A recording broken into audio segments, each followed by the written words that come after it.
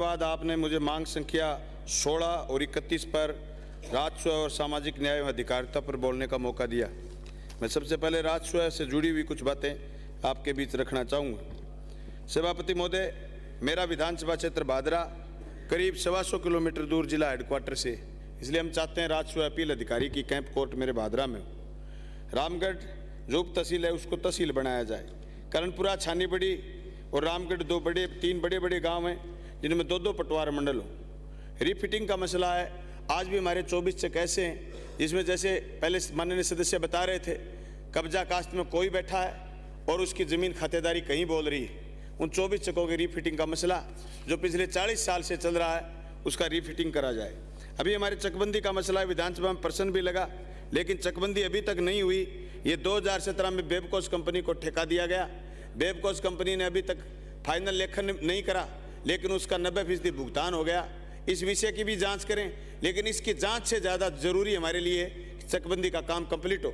सिद्धमुख नहर नोर फीडर के जो क्षेत्र पूरे के पूरे जो राजगढ़ तहसील के और आपके सिद्धमुख के और भादरा और नौर के, उनके चकबंदी का काम पूरा करा जाए। मैं सुझाव देना चाहूँगा मंत्री महोदय से कि अभी थोड़े दिन पहले फसलें खराब हुई और सारी फसलों के खराब होने के बाद सरकार ने आदेश करा कि स्पेशल गिरदावरी करो। पटवारी इस आलस में गिरदावरी सही नहीं करते कि उनको अगर 33% नुकसान दिखा दिया तो मुआवजा देना पड़ेगा। मुआवजे की कार्रवाई में जब खाते सूंघ पड़े तब जब उनका हो जाएगा ऑर्डर मुआवजे का, तो फिर बंटवाएंगे कैसे? 6 महीने की माथाफोड़ी के डर से वो नुकसान फसलों में 20%, 25%, 30% से फालतू लिखते नहीं, उसका दोहरा नुकसान होता है। बीमा कंपनी आजकल अड़ने लगी इस बात पर कि साहब क्रॉप कटिंग तो मानते नहीं, देखो आपके राजस्व विभाग ने भी नुकसान नहीं दिखा रखा। इसलिए मैं मंत्री महोदय से कहना चाहूँगा कि पटवारियों को पाबंद करो। तहसीलें आपकी ऑनलाइन हो रही हैं, नुकसान भी ऑनलाइन करके छोड़ दीजिए। आप मुआवजा दोगे तो ऑनलाइन अवार्ड कर दीजिए, आप अपने आप अगला अपना मुआवजा उठाएगा।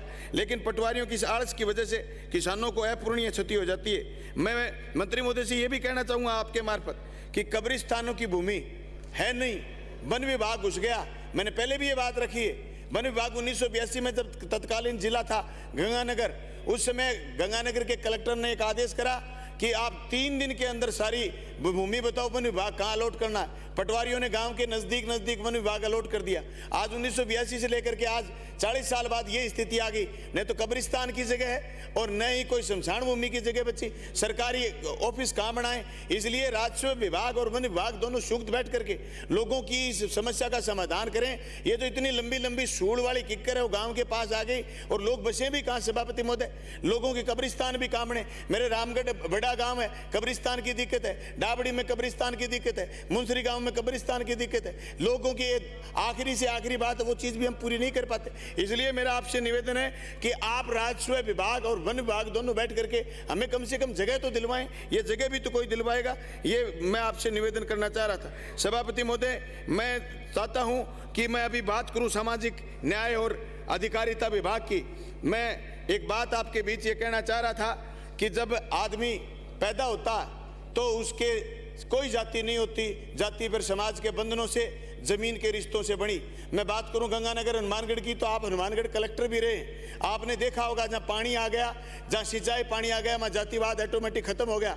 बटाईदार का और जमींदार का रिलेशन इतना जोरदार है कि उसके बीच में न तो छुआछूत है और न ही कोई जातीय भेदभाव है। ऐसी स्थिति वहां बची नहीं। लेकिन राजस्थान में ऐसे भी हिस्से आज भी हैं। आज भी जिक्र चलता है कि सरदार शहर में किसी ने घोड़ी पर नहीं चढ़ने दिया।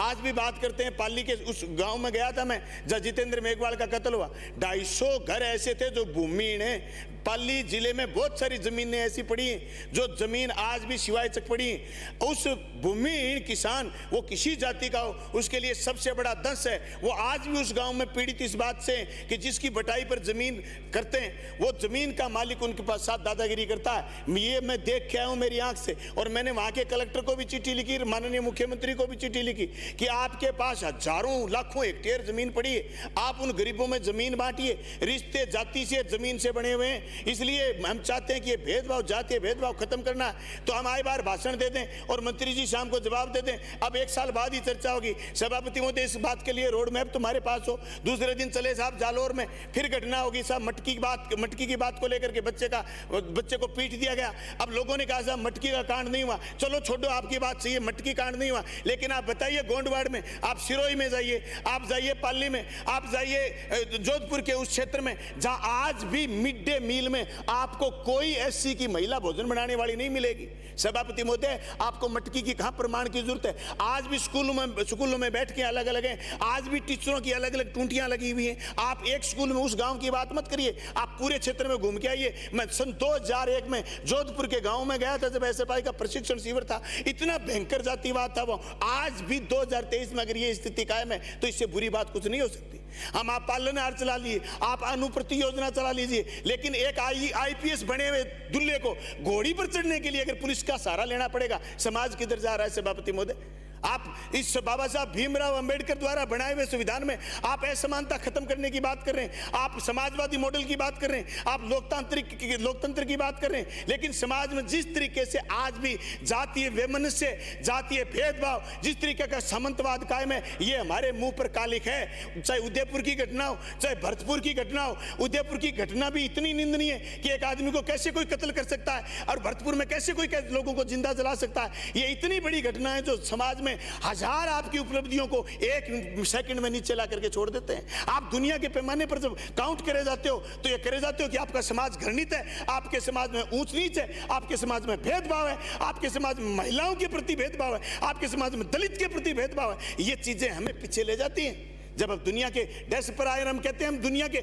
महान गुरु बनेंगे, दुनिया के विश्व गुरु बन जाएंगे, लेकिन आज जो स्थिति बनी हुई, इस स्थिति में हम विश्व गुरु बनने तो दूर की बात, हम तो हमारे पुरखों के वो नारे पे जुटला रहे हैं, वसुधैव कुटुंबकम की बात करते थे, हम तो उन नारों को पीछे छोड़ रहे हैं।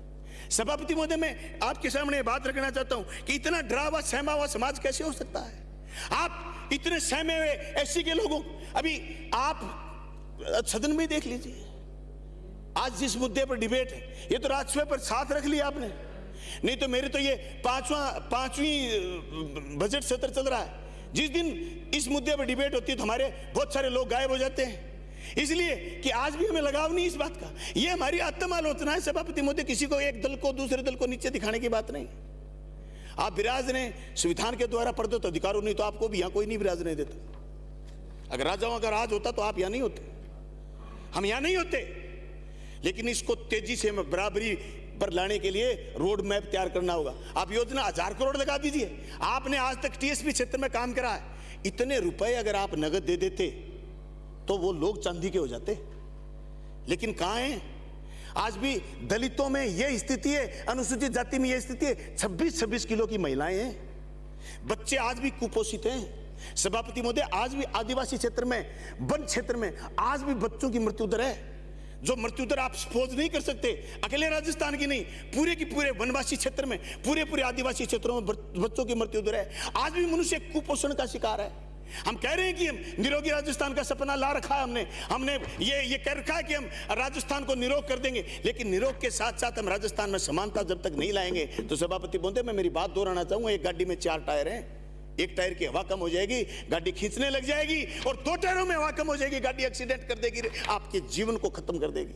ये स्थिति आज भी समाज में असमानता का भेद है। इस असमानता के भेद को पाटने के काम के लिए आया था आरक्षण, और उस आरक्षण की मुखालफत करते हैं लोग। मैं कहता हूं समाज में अगर बराबरी चाहती है तो आरक्षण को फिर आगे करिए। आप अभी आप देख रहे हैं तो देश में हो क्या रहा है, आईएएस सीधे भर्ती हो रहे हैं सभापति महोदय। जो जिस आरक्षण का बेर, मीठा बेर आपने तोड़ के खाया था, वो आपके बच्चों के हाथ से छीना जा रहा है। सीधे आईएएस भर्ती हो रहे हैं, जो आपके और हमारे और संविधान के लिए खतरा है। सभापति महोदय, ये बातें राजनीतिक विरोध की नहीं है, ये हकीकत है। क्या मतलब रह जाएगा? आप सरकारी नौकरी नहीं निकालेंगे, प्राइवेट नौकरियां निकालेंगे, आरक्षण उसमें बचा ही नहीं। अरे अखबारों में बड़े बड़े लेख लिखते हैं, व्हाट्सएप यूनिवर्सिटी पर सारे दिन लोग ये कहते हैं कि देखो आरक्षण वाले लोगों ने क्या कर दिया। सभापति महोदय, जिन आरक्षण के लोगों को भी बराबरी का दर्जा मिला और मौका मिला, उन लोगों ने भी अच्छा करने का प्रयास करा है। इसलिए हम चाहते हैं कि सामाजिक न्याय की बात हो, भेदभाव खत्म हो, असमानता दूर हो, अस्पृश्यता दूर हो, और संविधान में प्रदत्त हमारे अधिकारों का हम ढंग से पालन करें, सरकार इस बात पर खर्चा करें। उच्च शिक्षा में स्थिति क्या है सभापति महोदय? आपने 12वीं तक के स्कूल खूब कर्मोन्नत करे। आपने 12वीं, सभापति महोदय 2-3 मिनट का वक्त दीजिए, 12वीं तक के स्कूल आपने कर्मोन्नत करें। उच्च शिक्षा में क्या स्थिति है? SC ST की क्या स्थिति है? आप STC के कॉलेज में जाइए, बीएड के कॉलेज में जाइए, आप MA में जाइए, आप PhD में जाइए, आप नेट में जाइए, आप जहां भी जाओ स्कॉलरशिप, कितने विद्यार्थी SC ST की स्कॉलरशिप ले पा रहे हैं? ही नहीं सर साहब। आप रिजल्ट उठा के देखिए, उच्च शिक्षा से गायब होते जा रहे हैं साहब। आप देखिए, एक साथी ने इधर से भी जोरदार बात कही, आप डॉक्टर, कितने बच्चे बन रहे हैं आपके डॉक्टर? सभापति महोदय, इन बातों पर गौर करने की जरूरत है। कोरे अपने भाषणों से काम नहीं चलने वाला। हमें बराबर ला के खड़ा करना है, समाज में असमानता की खाई को पाटना है। तो सभापति महोदय, इन लोगों के लिए, दबे कुचले लोगों के लिए विशेष पैकेज की जरूरत है, और पैकेज के साथ साथ इस माहौल बनाने की जरूरत है। सभापति महोदय, अगर घर में माहौल अच्छा नहीं है तो कितना ही अच्छा भोजन बना हुआ वो खा नहीं सकता कोई। घर में कितना अच्छा भोजन बना हो, कोई जीव नहीं सकता अगर घर में माहौल अच्छा नहीं है। माहौल अच्छा नहीं है सभापति महोदय, समाज में कटुता बेमनस्या बढ़ रहा, एक दूसरे को देख करके लोग नफरत करने लगे। ये हमारे हिंदुस्तान की संस्कृति नहीं थी सभापति महोदय। सभापति महोदय, आज आंगनबाड़ी में महिलाएं काम करती हैं। हम समानता की बात कर रहे हैं ना, आज सामाजिक समानता की। आंगनबाड़ी में महिलाएं काम करती हैं, हम कितना काम लेते हैं उनसे, कितने सरकारी काम करवाते हैं आंगनबाड़ी की महिला से, 7 दिन से कार्यकर्ता से। सभापति महोदय, देते क्या है? अभी 2 साल बाद, 3 साल बाद, 1 साल बाद किसी का रिटायरमेंट है, आज उसको 8,000 रुपए देते हैं। सभापति महोदय, 8,000 रुपए में कोई MLA एक दिन काम चला लेना तो आप और हम देख लें। 25,000 रुपए कम से कम किसी परिवार का हो तो उसके भी परिवार है सभापति महोदय, सारे दिन हम उससे सरकारी काम करवाते हैं। सभापति महोदय, मेरी मिड डे मील की बात मैं करना चाहूंगा। मैं चाहूंगा सभापति महोदय, मिड डे मील में 4 घंटे काम करती है तो वो बच्चों को खाना खिलाती है महिला। 1700 रुपए, अभी 1 मिनट में 1700 रुपए सभापति महोदय, 1700 रुपए में कोई मिड डे मील में काम करेगा? इस बात के लिए कि तू 150 बच्चों का भोजन बनाएगी, तेरा पेट भर लेना, और तू 1700 रुपए में कोई काम हो सकता है? मैं मंत्री जी से कहना चाहूंगा कि आप मिड डे मील पर तो घोषणा करिए। आप पूरे राजस्थान में मिड डे, अरे मैं कल जो शिक्षा पर बोल रहा था, बता रहा, मिड डे मील इतनी बड़ी योजना है। आप बच्चों को तो 6 दिन में तंदुरुस्त करना चाहते हो, और उन बच्चों के लिए जो दूध में शक्कर डाल के जो महिला देगी उसको मरते हुए देखना चाहते हो? सभापति महोदय, ये हमारी बातें जो हम आपके बीच में करना चाहते हैं। मुख्यमंत्री निःशुल्क चिरंजीवी योजना गरीब की चिंता मिटाने का काम तो करा है, इसमें कोई दोहरा नहीं। सभापति महोदय, कोई गरीब को आज इस बात की चिंता नहीं है कि तू बीमार हो गया, तेरा इलाज कैसे होगा, लेकिन बीमार को ठीक करने के बाद फिर हम चाहते हैं वो हमारे बराबर आके खड़ा हो। ये हमारे संविधान का असली लक्ष्य था। सभापति महोदय, मैं बहुत सारी बातें करना चाहता था, पर मेरे विधानसभा क्षेत्र में धानक जाति के लोग हैं। धानका जाति में पहले उनका प्रमाण पत्र बना हुआ नेठराना गांव में, बड़े स्थिति में धानका जाति के लोग बसते हैं, लेकिन अब उनका ST का प्रमाण पत्र नहीं बन रहा। बाप का जारी हुआ, बेटे का जारी नहीं हो रहा। सभापति महोदय, धानक जाति को धानका जाति का प्रमाण पत्र दिया जाए और उनको ST में शामिल करा जाए। निजी क्षेत्र में आरक्षण लागू करा जाए। वाल्मीकि समाज को ही सफाई में काम दिया जाए, दूसरे लोग उसमें अतिक्रमण नहीं करें। आपने मेरी बात को ध्यान से सुना, आपका बहुत बहुत धन्यवाद। लेकिन लास्ट में राजस्व मंत्री जी से अपील करूंगा, मंत्री महोदय, सारे राजस्व के काम, अदालतें बंद पड़ी हैं, कोई किसी का हक बेच रहा है, कोई किसी का हक खा रहा है। राजस्थान सरकार से इल्तिजा करके, वकीलों की हड़ताल खुलवा करके, उनका प्रोटेक्शन एक्ट लागू करके और आप काम शुरू करवाएं ताकि कोई किसी की संपत्ति ना छीन ले। आपका बहुत बहुत धन्यवाद, शुक्रिया।